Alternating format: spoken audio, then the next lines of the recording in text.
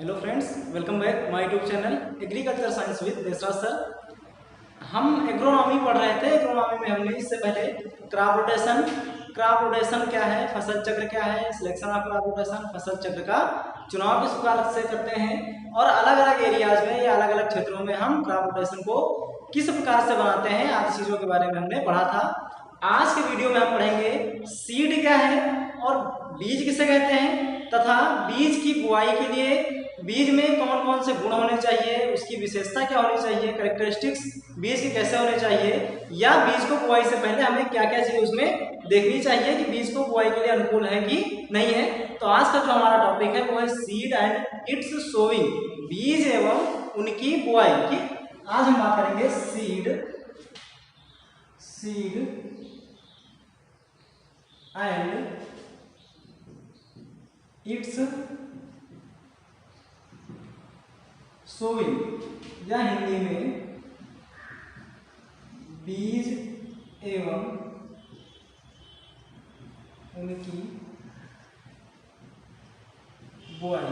ठीक, आज के टॉपिक में हम बात करेंगे बीज क्या है, सीड किसे कहते हैं, एवं सीड की बुआई हम किस प्रकार से करते हैं, या बुआई से पहले हम सीड का सिलेक्शन किस प्रकार से करते हैं। ठीक, या अच्छे बीज के गुण क्या होते हैं, उसकी विशेषताएं क्या होती हैं। तो सबसे पहले हम बात करेंगे सीड या बीज किसे कहते हैं। ठीक, आइए बात करते हैं सीड या बीज। तो सीड या बीज की डिफरेंट परिभाषा आपने पढ़ी होगी कई सारी, इससे पहले भी आपने बायो में पढ़ा होगा। क्योंकि बीज की यह परिभाषा अगर बॉटनिकल पढ़े या वानस्पतिक परिभाषा दूसरी होती है, और एग्रोनॉमिकल या जो एग्रोनॉमी वाली परिभाषा या सस्य वैज्ञानिक परिभाषा जो है वो दूसरी होती है। बीज की दोनों अलग अलग परिभाषा है, जैसे बीज की एक वानस्पतिक परिभाषा होती है और एक दूसरा बीज की सस्य वैज्ञानिक परिभाषा होती है। तो सबसे पहले हम बात करेंगे बीज की वानस्पतिक परिभाषा के बारे में। तो बीज की वानस्पतिक परिभाषा क्या होती है कि भंडारण के निषेचन के उपरांत प्राप्त पदार्थ, जैसे हम कोई चीज भंडारण में निषेचन के बाद प्राप्त कर लेते हैं, रख लेते हैं, उसके उपरांत जो हमें प्राप्त पदार्थ होता है जिसमें एक फूड मटेरियल हो, मीन्स प्रगुप्त भ्रूण हो, संचित भोज पदार्थ हो, उसमें भोज पदार्थ भी संचित होना चाहिए, तथा बीजावरण युक्त शरीर होता है एवं अंकुरण की उपयुक्त परिस्थितियां जो होती हैं वो अगर बीज को मिल जाए, अंकुरण की उपयुक्त परिस्थितियां मिलने पर एक स्वस्थ पौधे को अगर जन्म दे सकता है तो उसे हम वानस्पतिक भाषा में बीज कहते हैं। ठीक, तो वानस्पतिक परिभाषा क्या होगी, तो सबसे पहले हम देखेंगे बीज की वानस्पतिक परिभाषा।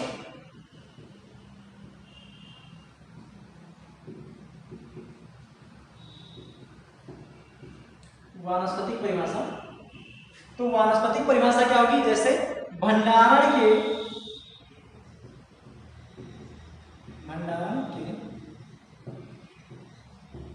निषेचन के उपरांत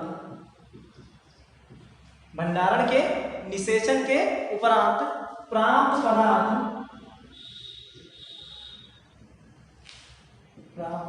पदार्थ जिसमें भंडारण के निषेचन के उपरांत प्राप्त पदार्थ जिसमें क्या हो, एक प्रगुप्त भ्रूण हो, मतलब एक भ्रूण उसमें होना चाहिए जिसमें एक प्रगुप्त भ्रूण, एम्ब्रियो, जिसमें एक प्रगुप्त भ्रूण कामा संचित भोज्य पदार्थ,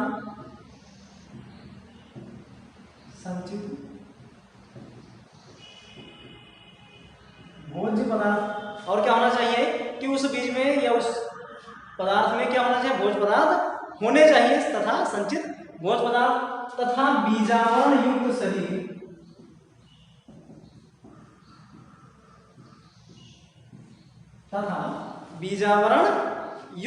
होता है, तथा बीजावरण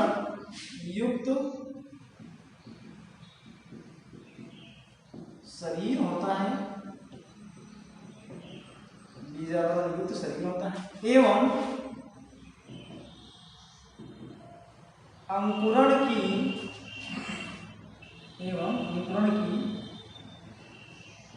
अनुकूल परिस्थितियां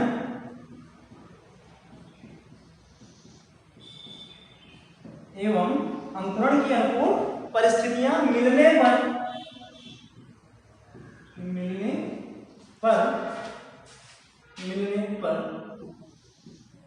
एक स्वस्थ पौधे को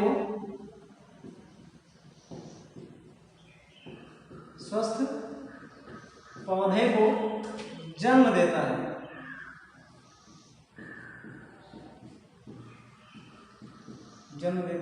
बीज कहलाता है। अंकुरण की अनुकूल परिस्थितियां मिलने पर एक स्वस्थ पौधे को जन्म देता है, बीज कहलाता है। ठीक, ये हो गई डिफिनीशन किसकी, सीड की। तो बीज की परिभाषा क्या होगी? सबसे पहले बीज की हम वानस्पतिक परिभाषा की बात करें तो बीज की वानस्पतिक परिभाषा क्या है कि भंडारण के निषेचन के उपरांत, मीन्स फर्टिलाइजेशन के बाद जो सीड का हम भंडारण करते हैं उसमें उपरांत प्राप्त पदार्थ, जो चीज हमको प्राप्त होती है, जिसमें एक प्रभुत्व गुण होता है, इसमें एक गुण छिपा हुआ होता है अंदर बीज के, संचित भोज पदार्थ, साथ साथ उसमें भोज पदार्थ या फूड मटेरियल भी संचित होता है, तथा बीजावरण युक्त शरीर होता है। जो उसका बीज का होता है वो, उसका जो शरीर होता है वो बीजावरण से ढका हुआ होता है, मीन्स बीजावरण युक्त शरीर होता है। एवं अंकुरण की अनुकूल परिस्थितियां मिलने पर एक स्वस्थ पौधे को जन्म दे सकता है। जैसे बीज के लिए कौन कौन सी परिस्थितियां अनुकूल होती हैं उसके अंकुरण के लिए? नमी है, टेम्परेचर है, क्लाइमेट है। अगर सारी चीजें उसको अनुकूल मिल रही हैं और फिर वो जर्मिनेट करके एक अगर स्वस्थ पौधे को जन्म दे रहा है तो उसको हम बीज कहते हैं। ठीक, तो ये तो हो गई बीज की वानस्पतिक परिभाषा। लेकिन हम पढ़ रहे हैं एग्रोनॉमी, और एग्रोनॉमी में हमको मेन मतलब अपनी एग्रोनॉमी परिभाषा से या सस्य वैज्ञानिक परिभाषा से है। तो सस्य वैज्ञानिक परिभाषा बीज की क्या होगी? तो हम बात करते हैं अगली परिभाषा बीज की, सस्य वैज्ञानिक परिभाषा। ये तो हो गई बीज की वानस्पतिक परिभाषा। अगली है सस्य वैज्ञानिक परिभाषा। सस्य वैज्ञानिक परिभाषा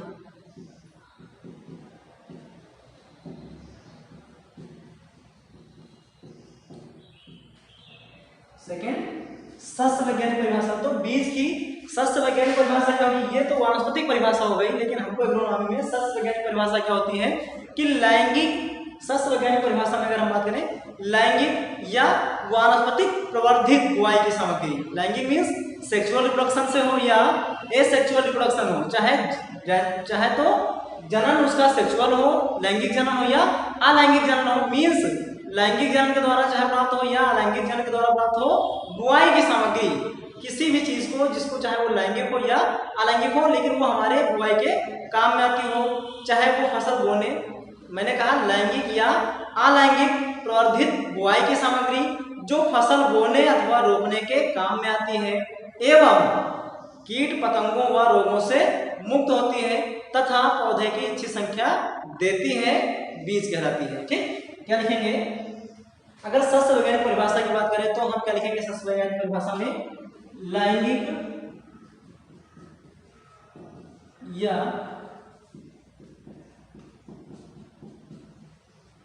अलैंगिक। लैंगिक या अलैंगिक मतलब सेक्सुअल या एसेक्सुअल। लैंगिक या अलैंगिक या लैंगिक या वानस्पतिक भी लिख सकते हैं आप। प्रवर्धित बुआई की सामग्री, प्रवर्धित बुआई की सामग्री। ठीक, लैंगिक या अलैंगिक प्रवर्धित बुआई की सामग्री, चाहे वो लैंगिक जनन के माध्यम से हमको प्राप्त हो।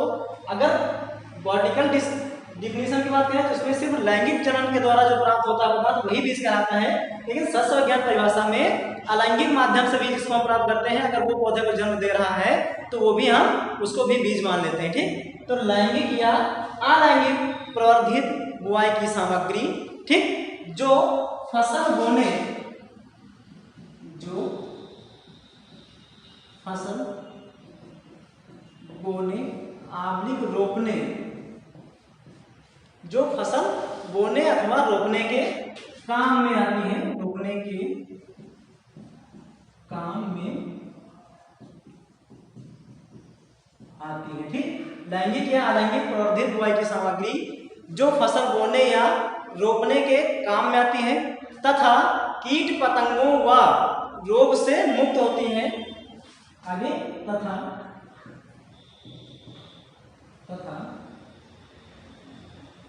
कीट पतंगों एवं रोगों से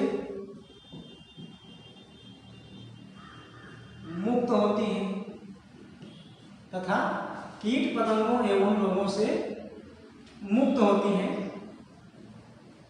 तथा कीट पतंगों एवं रोगों से मुक्त होती हैं एवं प्रति इकाई क्षेत्र में पौधों की संख्या इच्छित संख्या मिलती है। आगे देख सकते हैं एवं प्रति इकाई क्षेत्र प्रति इकाई पौधों की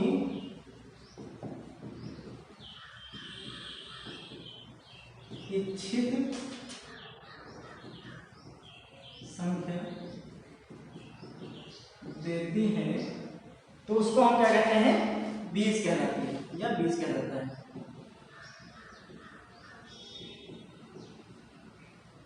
बीज कहलाता है। ठीक, ये हो गई इसकी सस्य वैज्ञानिक परिभाषा। सस्य वैज्ञानिक परिभाषा क्या है कि लैंगिक या अलैंगिक प्रवर्धित बुआई की सामग्री, चाहे वो सेक्सुअल रिप्रोडक्शन के माध्यम से मिला हो हमको या एसेक्सुअल के माध्यम से मिला हो। सेक्सुअल मीन्स जो जन्म के प्राप्त बाद में हमको प्राप्त होता है, जिसको हम बीज कहते हैं, जो कि भ्रूण फर्टिलाइजेशन के बाद मिलता है। तो अगर हम वानस्पतिक परिभाषा की बात करें या वानस्पतिक परिभाषा में हमने पढ़ा कि भंडारण के निषेचन के उपरांत प्राप्त पदार्थ जिसमें प्रबुद्ध भ्रूण हो, क्योंकि ये निषेचन के उपरांत ही प्राप्त होता है, उसी को हम बीज मानते हैं।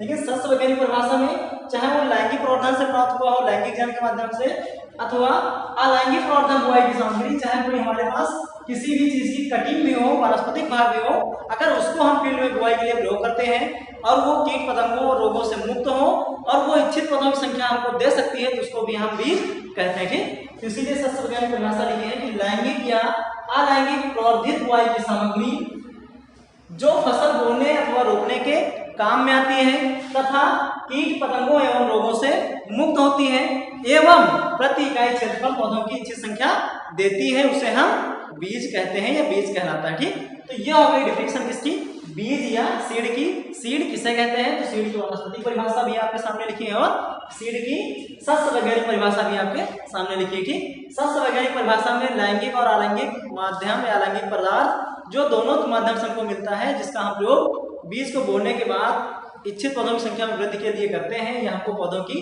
प्राप्ति होती है, तो वो चाहे लैंगिक हो या अलैंगिक हो, दोनों प्रकार से प्राप्त को हम बीज मान लेते हैं। ठीक, उसके बाद अब हम बात करेंगे कि एक अच्छे बीज के कौन कौन से गुण होते हैं या कौन कौन सी विशेषताएं होनी है। ठीक, बीज में कौन कौन से गुण होने चाहिए, उसके अगर हम बुआई के लिए प्रयोग कर रहे हैं, सबसे पहले ये ध्यान देंगे कि बीज में कौन कौन से गुण होते हैं या कौन कौन सी विशेषताएं होती हैं। ठीक, तो ये बीज की परिभाषा हो गई। अब हम बात करते हैं बीज के गुण अथवा विशेषताओं के बारे में। अब हम बात करते हैं एक अच्छे बीज की विशेषताएं अथवा गुण क्या होते हैं। ठीक, अगला अब हम बात किससे करेंगे, एक अच्छे बीज के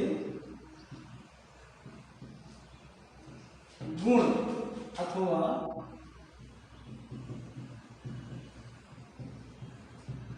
विशेषताएं। ठीक, एक अच्छे बीज के गुण अथवा विशेषताएं, कोई सीड होगा जो हमारे पास, उसके क्या गुण होते हैं, उसकी क्या विशेषताएं होनी चाहिए।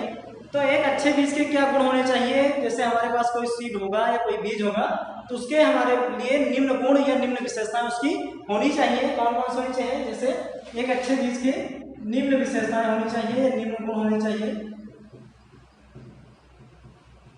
निम्न विशेषताएं होनी चाहिए। जैसे नंबर 1 फर्स्ट क्या है, जैसे नंबर फर्स्ट बीज की भौतिक शुद्धता।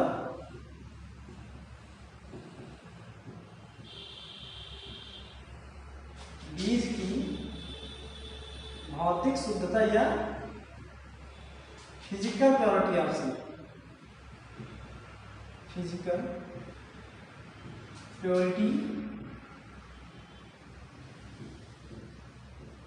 Of seed. ठीक, एक अच्छे बीज के फर्स्ट विशेषता क्या है या फर्स्ट गुण क्या होना चाहिए कि बीज की भौतिक शुद्धता होनी चाहिए या बीज फिजिकल प्रॉपर्टी उसकी जो होनी चाहिए वो शुद्ध होनी चाहिए। कैसे, जैसे जो हमारा सीड होगा या जो बीज होगा जिसका हम बुआई के लिए प्रयोग कर रहे हैं, वो कंकड़ पत्थर बालू या खरपतवार आदि के बीजों से मुक्त होना चाहिए। बीज की भौतिक शुद्धता का मतलब कि बीज जो है हमारे पास अन्य फसलों के बीजों, खरपतवार के बीजों से पूर्णतया मुक्त होना चाहिए। बीज में फसल का अवशेष, मिट्टी के कण, धूल आदि नहीं होने चाहिए। अगर इन सब चीजों से बीज मुक्त है तो उसकी हम भौतिक शुद्धता अच्छी मानते हैं और इस प्रकार के बीज का प्रयोग हम बुआई के लिए करते हैं। और बीज की भौतिक शुद्धता को हम किससे ज्ञात करते हैं?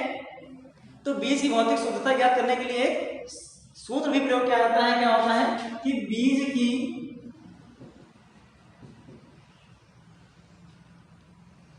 भौतिक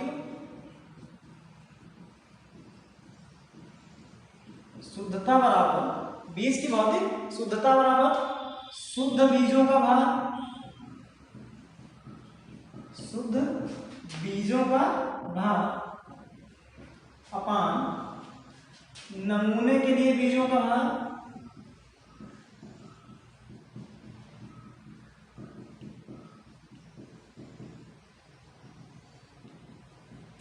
इक्वल टू 100।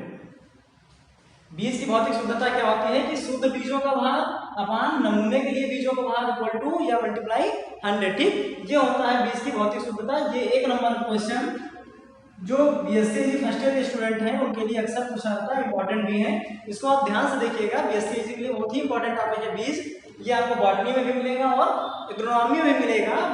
अक्सर करके क्वेश्चन ये जो है पूछे जाते हैं। तो क्वेश्चन कहाँ से बनता है उसको आप ध्यान देंगे कि बीज क्या है, उसकी डिफिनीशन क्या है, फिर बीज की विशेषताएं क्या होती हैं, बीज के गुण क्या होते हैं। तो बीज की विशेषता पहला क्या है, बीज की भौतिक शुद्धता। बीज खरपतवारों के बीजों से, अन्य फसल के बीजों से, कंकड़ पत्थर आदि से मुक्त होना चाहिए। मिट्टी के कण, अवशेष, धूल आदि बीज में नहीं होना चाहिए। फसल के अवशेष बीज में ना हो। और इसके अलावा बीज की भौतिक शुद्धता का सूत्र क्या होता है कि शुद्ध बीजों का भार अपान नमूने के लिए बीजों का भार इक्वल टू 100 गुणे 100। इस प्रकार हम बीज की भौतिक शुद्धता को ज्ञात कर लेते हैं। ठीक, सेकंड विशेषता क्या होती है, बीज की आनुवांशिक जातीय शुद्धता या जेनेटिकल एंड वैराइटल प्योरिटी। दूसरी क्या है सेकंड विशेषता, सेकंड को बीज की आनुवांशिक, बीज की आनुवांशिक जातीय शुद्धता। बीज की आनुवांशिक जातीय शुद्धता या इंग्लिश में जेनेटिकल एंड वैराइटल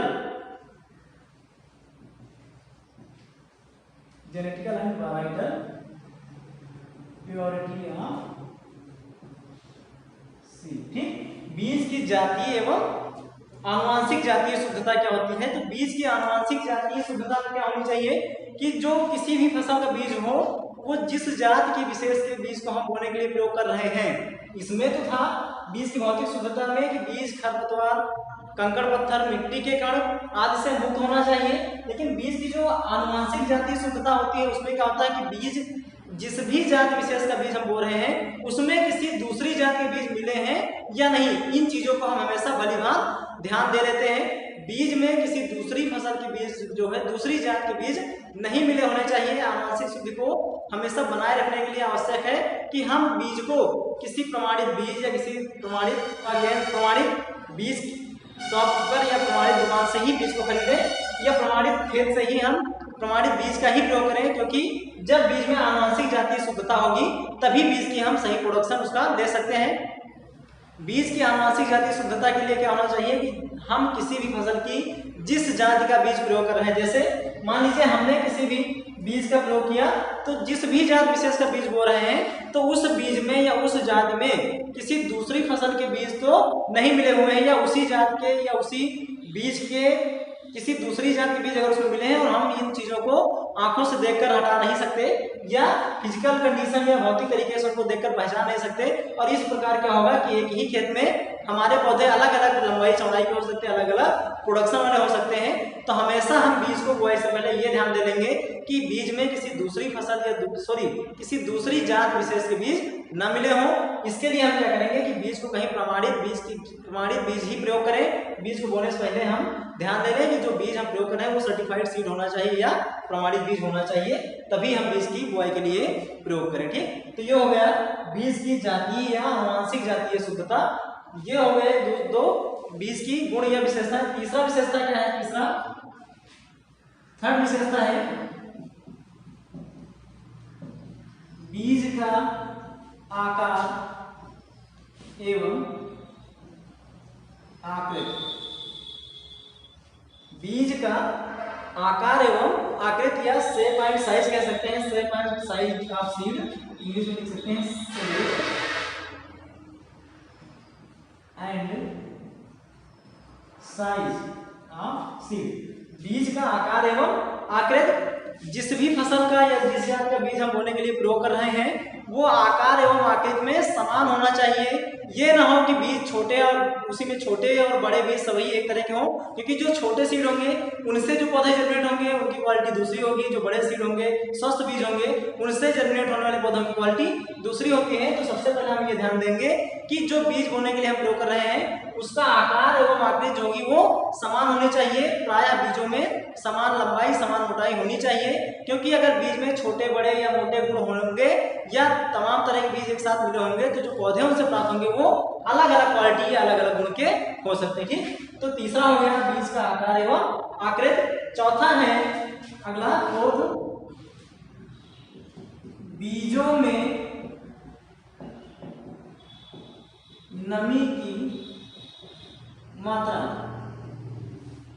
बीजों में नमी की मात्रा, जिस भी बीज को हम बोने के लिए प्रयोग कर रहे हैं उसमें हमको ये ध्यान देना चाहिए कि जो बीज है उसमें बहुत अधिक नमी तो नहीं है या बीज बहुत ज्यादा सूखा हुआ तो नहीं है। जिस भी बीज का हम प्रयोग कर रहे हैं वो एक्चुअल में एक पर्याप्त नमी में या उसमें जितनी नमी चाहिए होगी उतनी नमी होनी चाहिए। ना तो बीज में बहुत अधिक नमी हो और ना ही बीज बहुत ज्यादा सूखा होना चाहिए।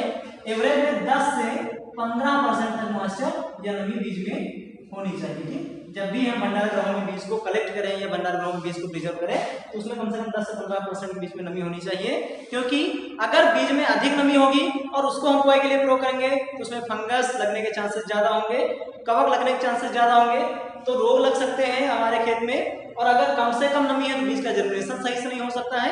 तो इस प्रकार हम क्या करेंगे कि बीज को बुआई से पहले उसमें देख लेना चाहिए कि उसमें पर्याप्त मात्रा में नमी उचित मात्रा में है या नहीं है। ठीक, इसके बाद अगली विशेषता हमारी क्या है? तो फोर्थ के बाद अगला फिफ्थ विशेषता या फिफ्थ गुण क्या होना चाहिए बीज का? अगला है फिफ्थ में पांचवी विशेषता क्या होनी चाहिए बीज की? पांचवी है बीज की अंकुरण क्षमता। बीज की अंकुरण क्षमता या जर्मिनेशन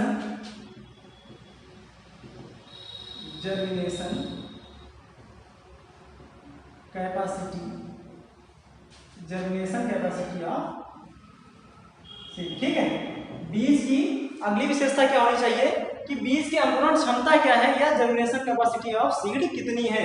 जैसे प्रति इकाई क्षेत्र में बीजों की मात्रा निश्चित करने से पहले या जिस खेत के लिए बीज का प्रयोग कर रहे हैं जितनी मात्रा में बीज सीड का सिलेक्शन हम कर रहे हैं तो उसको निश्चित करने से पहले हमको यह ज्ञात होना चाहिए कि जिस भी बीज को हम बोए के लिए प्रयोग कर रहे हैं उसकी अंकुरण क्षमता कितनी है। समझ गए?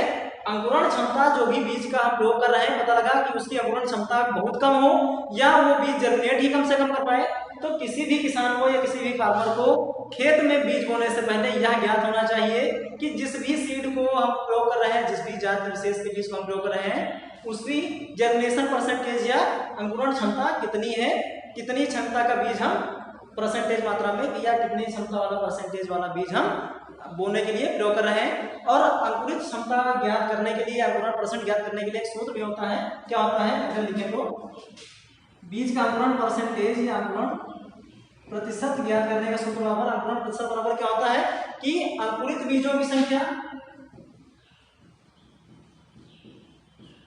अंकुरण परसेंटेज बराबर होता है अंकुरित बीजों की संख्या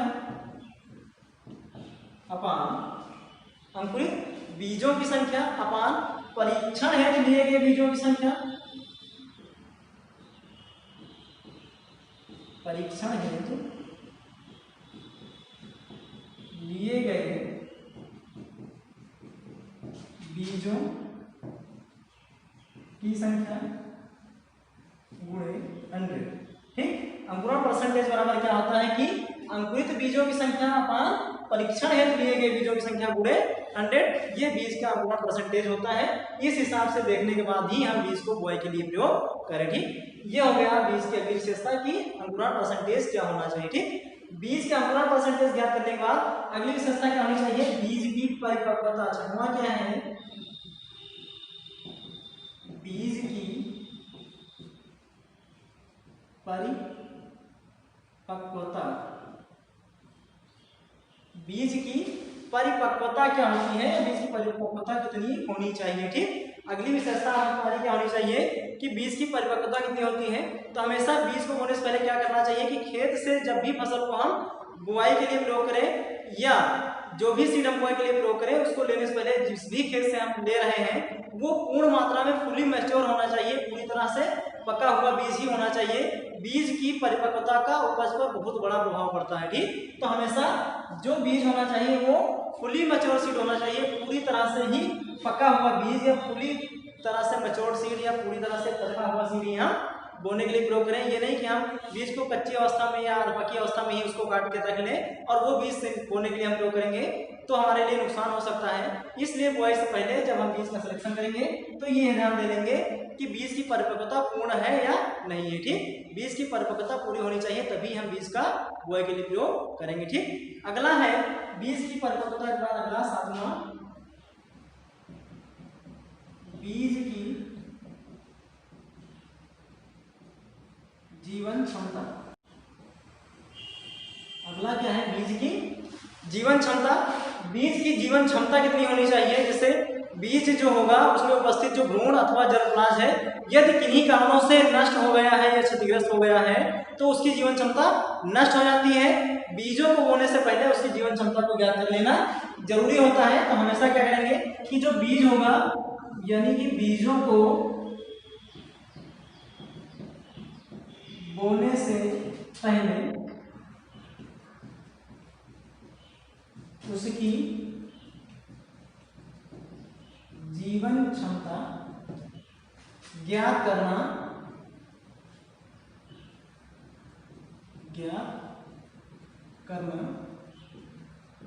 आवश्यक होता है। ठीक, बीजों को बोने से पहले उसकी जीवन क्षमता ज्ञात करना आवश्यक होता है। जो भी बीज हम बुआई के लिए प्रयोग कर रहे हैं उसमें देख लेना चाहिए कि जो भ्रूण अथवा जर्मप्लाज्म है वो किन्हीं कारणों से नष्ट हो गया है। अगर किन्हीं कारणों से भ्रूण या जर्मप्लाज्म नष्ट हो गया है तो वो सीड अगर हम बुआई के लिए प्रयोग कर रहे हैं तो उसका जर्मिनेशन नहीं हो सकता है। इसलिए किसी भी बीज का प्रयोग करने से पहले उसका जर्मिनेशन या उसकी अंकुरण क्षमता हमेशा या उसकी जीवन क्षमता को ज्ञात करके ही बीज का प्रयोग करें। ठीक, अगला 7 के बाद अर्थ क्या होगा, बीज की रोग मुक्तता।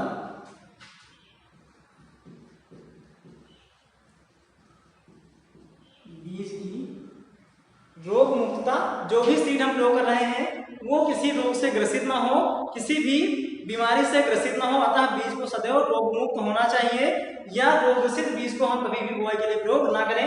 जिस भी बीज में रोग लगने के चांसेस हो या रोग ग्रसित बीज हो उसको हम बुआई के लिए प्रयोग ना करें। इसके लिए बीज को प्रमाणित संस्थान या प्रमाणित बीज को ही हम खरीदें। इसके साथ साथ बीज को बुआई से पहले हम उसका ट्रीटमेंट कर लें, बीज को उपचारित करके ही बीज बोने के लिए हम प्रयोग करें। ठीक, अगला विशेषता क्या होगी रोग मुक्तता के बाद, अगला और लास्ट क्या है 9, बीज की प्रसूति या इसको इंग्लिश में डॉर्मेंसी कहते हैं, डॉर्मेंसी ऑफ सीड। ठीक, अगली विशेषता क्या होनी चाहिए लास्ट है कि बीज जो हम बोने के लिए प्रयोग कर रहे हैं वो कहीं सुसुप्तावस्था में तो नहीं है। हमेशा सुसुप्तावस्था वाले सीड का बोने के लिए हम कभी भी प्रयोग न करें। बीज की डॉर्मेंसी ब्रेक हो जाए, जब बीज बोने के अनुकूल हो तभी हम बीज का प्रयोग करें, क्योंकि डॉर्मेंसी या सुसुप्तावस्था होने पर बीज बोने से बीज का जर्मिनेशन कभी नहीं हो सकता। सुसुप्तावस्था या डॉर्मेंसी ब्रेक करने के लिए कई तरह के केमिकल भी प्रयोग किए जाते हैं, कई तरह के रसायनों का भी प्रयोग किया जाता है। इसके अलावा उसका एक अलग इन्वायरमेंट होता है, किस इन्वायरमेंट में कौन सा सीड की हम बुआई करें। तो इन सारी विशेषताओं को देखने के बाद ही हम बीज का सिलेक्शन बुआई के लिए करें। जो भी चीजें मैंने बताई कि बीज क्या होता है और उसके बाद एक अच्छे बीज के क्या गुण या उसकी क्या विशेषताएं होनी चाहिए, जो कि आपने अलग अलग तरीके से पढ़ी कि बीज की भौतिक शुद्धता क्या होनी चाहिए, बीज की भौतिक शुद्धता होनी चाहिए, बीज की जातीय शुद्धता होनी चाहिए, बीज का आकार एवं आकृति देख लेना चाहिए, बीजों में नमी की मात्रा देख लेनी चाहिए, इसके अलावा बीजों की अंकुरण क्षमता ज्ञात कर लेनी चाहिए, फिर बीज की परिपक्वता देख लेनी चाहिए, बीज की जीवन क्षमता देख लेनी चाहिए, बीज की रोगमुक्तता और बीज की प्रसुप्ति। इन सभी विशेषताओं को ध्यान देते हुए या ज्ञात कर लेने के बाद ही हमें सीड की या बीज की बुआई करनी चाहिए या बुआई के लिए बीज का चुनाव करना चाहिए। ठीक, तो आज के लिए बस इतना ही। ये बीएससी वालों के लिए बहुत ही इंपॉर्टेंट टॉपिक है, अक्सर इसमें से क्वेश्चन पूछे जाते हैं। मिलते हैं आपसे अगले वीडियो में, तब तक के लिए थैंक यू सो मच।